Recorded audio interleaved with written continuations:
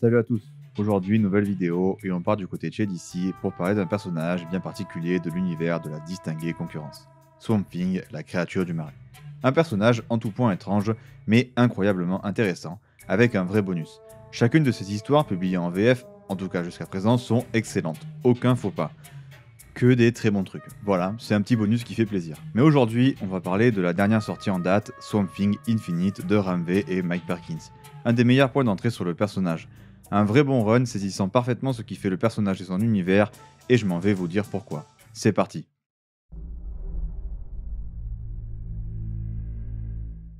Lors d'un voyage en Inde, le pays qu'il a vu naître, Levi Kamé, s'est mystérieusement vu lié à la sève, devenant ainsi la nouvelle incarnation de Swamp Thing. Incapable de contrôler son effroyable transformation, Levi est propulsé sur la piste d'une entité surnaturelle errant dans le désert de l'Arizona, laissant plusieurs corps mutilés sur son passage. Pour contrer cet ennemi impitoyable, il n'a guère d'autre choix que de partir en quête de son passé et de son intime connexion avec la sève pour découvrir sa véritable nature, aussi horrible soit-elle.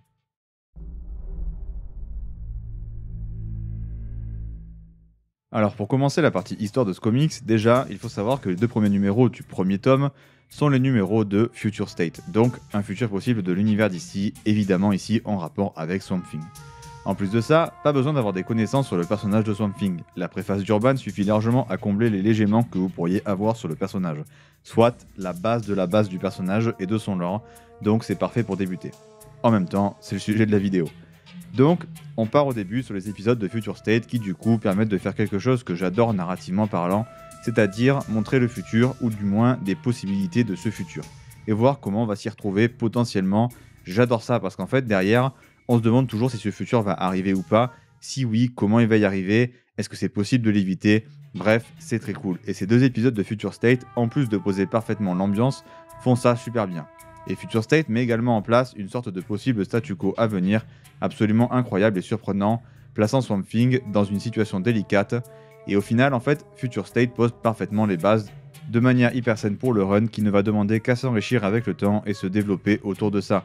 Et l'histoire est d'ailleurs volontairement très cryptique dans la partie Future State aussi, tout ça pour du coup nous donner un peu plus de mystère et nous donner envie de découvrir le run qui suit derrière. Et du coup, on enchaîne directement ensuite sur le run, et on va donc voir l'arrivée d'un nouvel avatar de la sève, Levi Kamei. Et au début, le personnage est perdu, comme le lecteur. Donc c'est parfait car en fait, on va apprendre à comprendre ce qui lui arrive en même temps que lui, c'est hyper didactique, et encore une fois, c'est un point fort pour le nouveau lecteur. Aussi, chose à savoir, les comics Swamp Thing sont toujours un peu particuliers, comme le personnage principal en fait. Certaines personnes accrochent, d'autres beaucoup moins, mais celles qui accrochent en général vraiment à mort, vu à quel point c'est particulier. Évidemment, le thème principal du run, c'est l'écologie, la survie de la planète et les dommages que l'homme y cause. C'est même au-delà du sujet central puisque l'antagoniste est carrément tiré de ce concept-là. Bref, c'est omniprésent, mais de manière générale, on a une très grosse réflexion sur les humains en tant qu'espèce, et à quel point ils se mènent tout seuls à leur perte, mais c'est pas le seul grand thème du run. On a aussi la création d'êtres vivants, qui est l'un des axes principaux du run, et c'est super cool. Mais aussi une partie sur l'âme avec comme fond, évidemment, y a-t-il une âme? Possède-t-on une âme? Telle est une des questions posées par le run. À part ça, on a vraiment une exploration de l'homme en tant qu'espèce qui est super intelligente. Nos qualités comme nos défauts et notre capacité à toujours répéter les mêmes erreurs sur la durée et le long terme. C'est vraiment passionnant, et tout ça articulé par une narration qui est toujours très poétique, belle et intense. Il y a aussi d'autres thèmes récurrents dans le run comme par exemple la nature ou encore l'évolution, la chaîne alimentaire et les écosystèmes, l'ordre naturel des choses finalement. Le début d'ailleurs est très mystérieux et le récit va garder ce ton mystérieux vraiment très longtemps, nous donnant souvent des bribes d'infos sur la situation tout en gardant un bon gros flou jusqu'au final où tout va être lâché. Au-delà de ça, l'ambiance assez horrifique mise en place par le récit est absolument excellente et ce, tout le long et tranche parfaitement avec la poésie générale dans un espèce de mélange vraiment cool à suivre.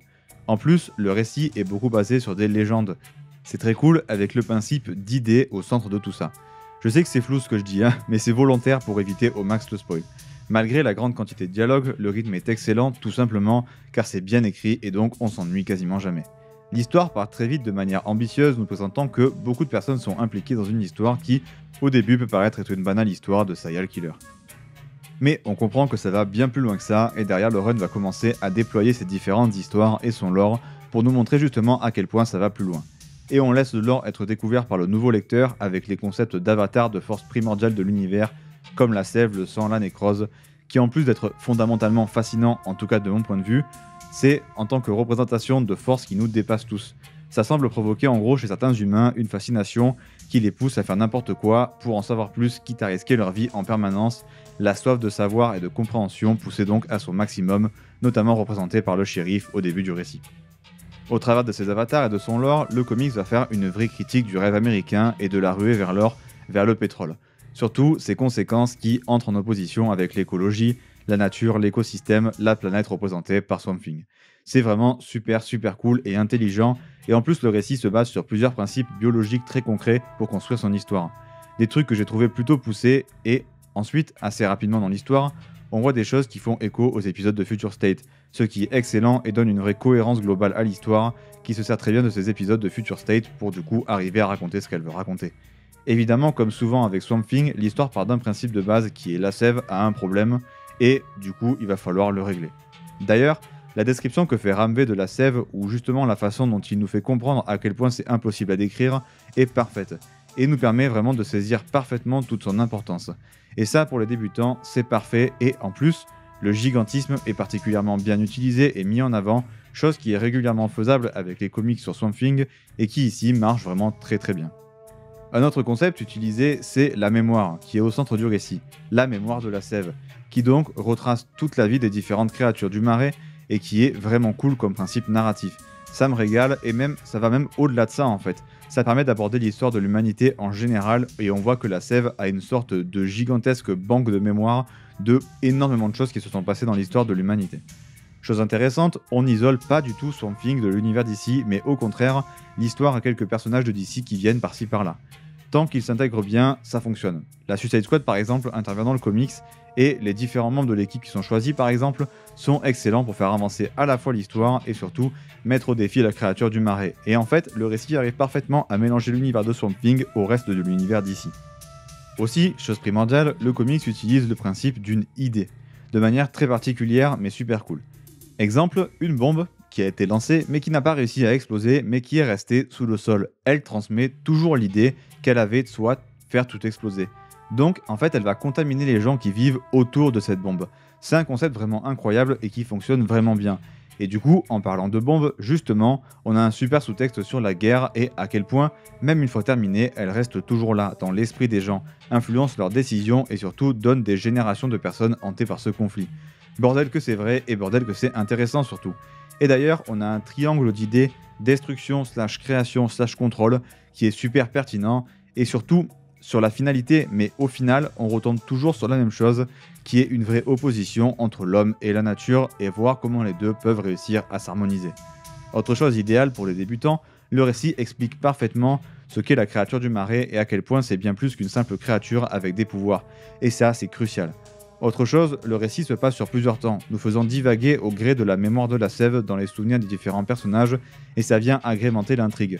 L'industrie et le progrès aussi, apportés par l'humain sur Terre, sont vraiment un des propos principaux de la fin du run surtout, et ce de manière très littérale, mais genre vraiment.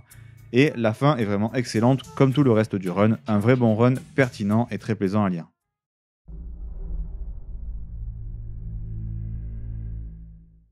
Alors niveau personnage, comme dit dans la partie histoire, on a le droit à un nouveau Swamp Thing. L'identité de l'humain en dessous n'étant plus la plus connue, qui est évidemment Alec Holland. Mais cette fois, c'est un inconnu en fait, Levi Kamei. Donc on apprend petit à petit à connaître Levi. On apprend qu'il est indien, qu'il a quitté rapidement sa maison familiale pour visiter le monde, et que son père a toujours préféré son frère à lui. Levi est un personnage vraiment intéressant auquel on s'attache assez rapidement, et on explore à fond le passé de Levi notamment.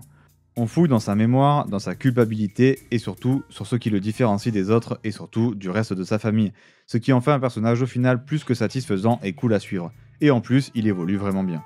Évidemment, la monstruosité visuelle de la créature du marais est toujours un aspect important du travail de l'humain qui se cache derrière, mais de toute façon, Swamp Thing est toujours un personnage fascinant. À part ça, il y a également d'autres personnages que j'ai retenus comme Jason Woodrue qui est un antagoniste excellent, absolument omnibulé par son grand plan, son objectif prêt à tous les sacrifices pour l'atteindre, mais l'antagoniste principal du run lui aussi est vraiment bon. Tous les antagonistes de toute façon sont bons de manière générale, mais je vous laisse les découvrir.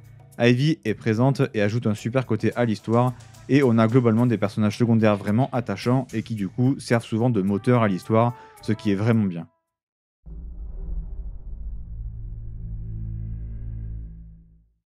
Alors au dessin, Mike Perkins fait vraiment un travail monumental et c'est peu dire. Bordel, c'est splendide, c'est juste beaucoup trop beau, c'est abusé franchement.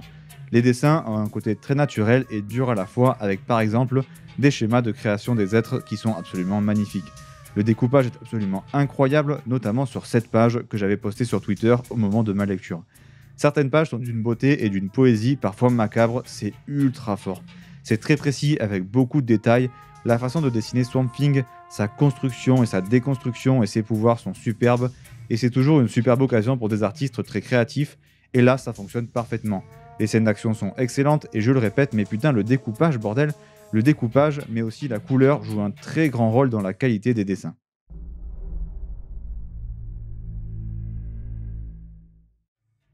Alors, comme conseil lecture, je vais vous conseiller un run que j'adore où Ramvé a également travaillé, Justice League Dark Rebirth. Évidemment, il y a Swamp Thing dedans. J'ai fait une vidéo dessus, je vous invite à aller la voir si ça vous tente, et de voir si le comics peut vous plaire. Perso, je trouve que c'est un énorme banger et certainement peut-être le meilleur run de l'ère Rebirth. Une de mes lectures récentes préférées chez DC. Voilà, c'est tout pour cette vidéo, j'espère qu'elle vous aura plu et qu'elle vous aura donné envie de lire le comics. N'hésitez pas à liker la vidéo si c'est le cas, à vous abonner pour m'aider à faire grandir la chaîne. Je vous conseille également de me suivre sur TikTok où je poste très régulièrement des vidéos courtes où je vous conseille des comics à lire. Je suis aussi très actif sur Twitter, donc suivez-moi si jamais ça vous intéresse aussi. Je parle de temps en temps de mes lectures ou des sorties comics. Sur ce, c'était Day One, et à dimanche prochain, 17h30 pour une prochaine vidéo.